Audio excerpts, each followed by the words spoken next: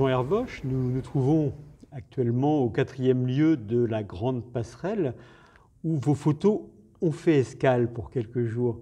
Pouvez-vous nous parler de cette exposition ? Alors cette exposition, j'ai choisi le thème de l'escale parce que l'escale est intimement liée au voyage, en réalité. C'est toujours la première étape du voyage. Quand on arrive quelque part, on fait escale, et à partir de là, on part et on reste plus ou moins longtemps. Donc en fait, c'est un grand voyage que je propose là, puisqu'il y a des photos de Saint-Malo, des îles bretonnes, des îles nordiques, des États-Unis, de l'île de la Réunion, d'un petit peu partout. Mais c'est l'habitude de mes expositions. J'aime pas trop travailler sur un thème précis. J'aime bien comme ça les expositions transversales, où je reprends, où je glane parmi les différents voyages certaines des photos qui me plaisent le plus, celles que je conserve. Parce qu'avec le temps, on en abandonne beaucoup de photographies qui, au bout d'un certain temps, ne m'intéressent plus. Donc c'est ça, en fait, le thème de cette exposition.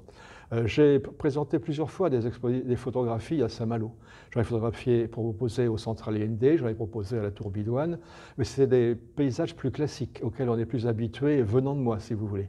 Là, finalement, j'ai tenu à montrer avec ces escales des photos qui sont totalement inédites. Pour les 3/4, personne ne les connaît, n'ont jamais été vues, jamais exposées, jamais publiées.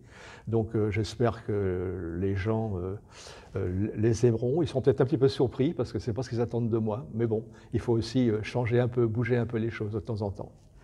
Pouvez-vous nous parler de votre parcours de photographe? Depuis combien de temps vous photographiez et quelle est votre philosophie de la photographie? Alors mon parcours, eh bien, il est déjà ancien puisqu'il faut remonter aux années 76 où j'ai commencé. J'ai commencé dans un club photo tout simplement à Rennes, à la Société photographique.